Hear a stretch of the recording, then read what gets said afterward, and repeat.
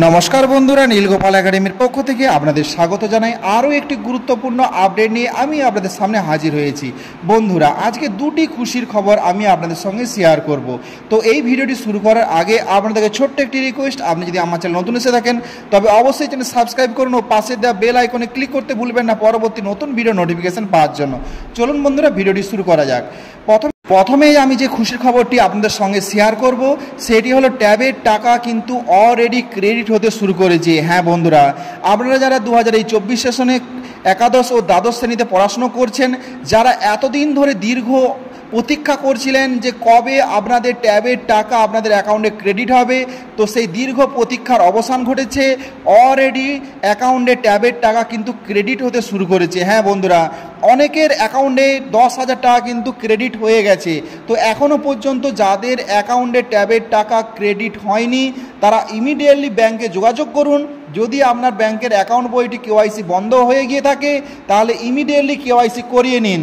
তাহলে এই পুজোর মরশুমেই কিন্তু আপনি পেয়ে যেতে পারেন 10,000 টাকা।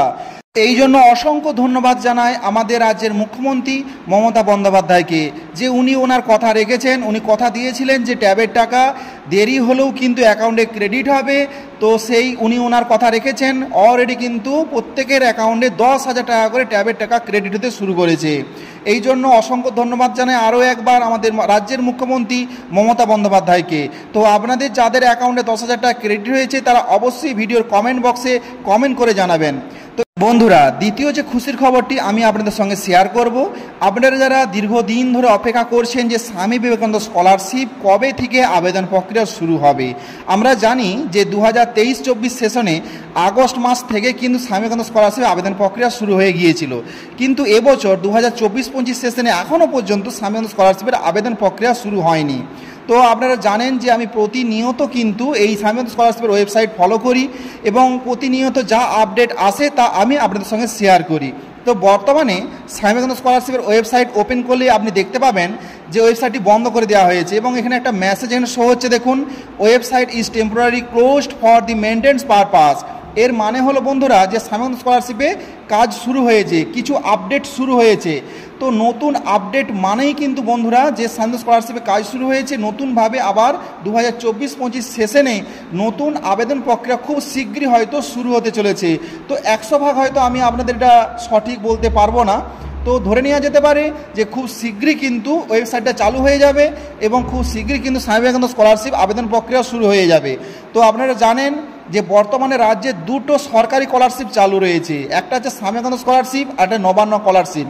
বন্ধুরা, নবান্ন স্কলারশিপ আবেদন প্রক্রিয়া অলরেডি শুরু হয়ে গেছে, যেটার ভিডিও বানিয়ে আমি আপনাদের দিয়ে দিয়েছি। তো সেখানে আপনারা আবেদন করতে পারেন। তো নবান্ন স্কলারশিপে অনেকে টাকা পায়, আবার অনেকে টাকা পায় না, কিন্তু এই স্বামী বিবেকানন্দ স্কলারশিপ অর্থাৎ বিকাশ ভবন স্কলারশিপ এটি খুব গুরুত্বপূর্ণ একটি সরকারি স্কলারশিপ, যাদের 60% নাম্বার রয়েছে।